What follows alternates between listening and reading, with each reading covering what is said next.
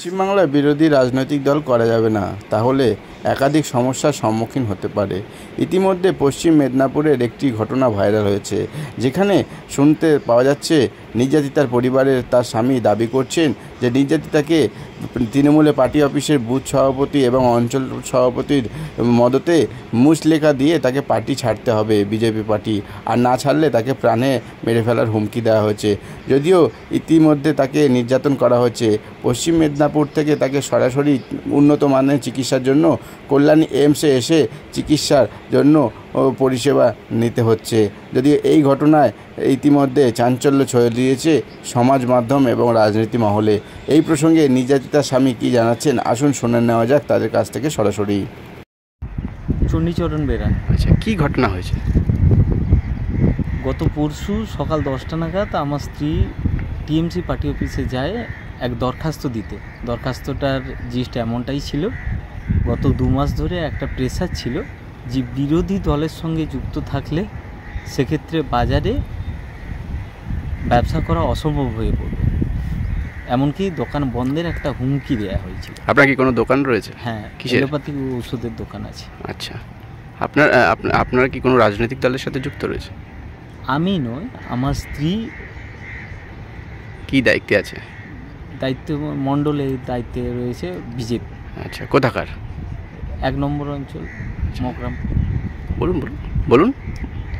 এবারে সেইখানে ওখানের আমাদের অঞ্চল সভাপতি, 1 নম্বর অঞ্চলের অঞ্চল সভাপতি লক্ষ্মী সিট বারে বারে প্রেসার ক্রিয়েট করে যে বিরোধী দল কোনো করা যাবে না, আর বিরোধী দল করলে বাজারে ব্যবসা বন্ধ করার হুমকি দেয়। পরিস্থিতির চাপে পড়ে আমার স্ত্রী দল থেকে বেরিয়ে আত্মসমর্পণের জন্য একটা দরখাস্ত দিতে যায় গত পরশু সকাল 10টায় টিএমসি পার্টি অফিসে। আচ্ছা, জোর করে কি আত্মসমর্পণ করানোর হচ্ছে? হ্যাঁ, প্রেসার তো ছিল। কি নাম আপনার? বাড়ি মালিককে দিয়ে আগে। আপনার স্ত্রীর নাম কি? রাখি সেন। আচ্ছা, উনি এখন বর্তমানে কি দায়িত্বে ছিলেন? মণ্ডল সভাপতি, বুথের দায়িত্বে আছে। বুথের কি ছিলেন, কি পদে ছিলেন? বুথ সভাপতি। আচ্ছা, বলছি এইমসে কেন আসলেন? এইমসে কেন নিয়ে আসলেন ওনাকে? দেখুন, অ্যাক্সিডেন্টের পরেই আমি ওখান থেকে নিয়ে যাই মগরামপুর পিএসসি রেফার করে দেয় Medinipur medical college hospital. Medinipur medical college hospital দেখলাম যে এখানে ট্রিটমেন্টের থেকে বোধহয় এইমসের ট্রিটমেন্ট আরও বেটার হবে, তাই লামা করিয়ে আমি এখানে নিয়ে চলে আসি। এখন কি অবস্থায় রয়েছে? কোন বিভাগে ভর্তি রয়েছে? গাইনোকোলজি বিভাগেই ভর্তি আছে, সার্জারি ডিপার্টমেন্ট। চিকিৎসা কি চলছে? হ্যাঁ, এখন চিকিৎসারত। কি অবস্থায় রয়েছেন? এইমসে নিয়ে এসেছেন, ডাক্তাররা কি চিকিৎসা করছেন? কি বলছেন আপনারা ডাক্তাররা? ডাক্তারবাবুদের রিপোর্ট আজকে বিকেলে পাওয়া যাবে, সিনিয়র ডক্টর না আসা পর্যন্ত আমি রিপোর্ট দিতে পারছি না।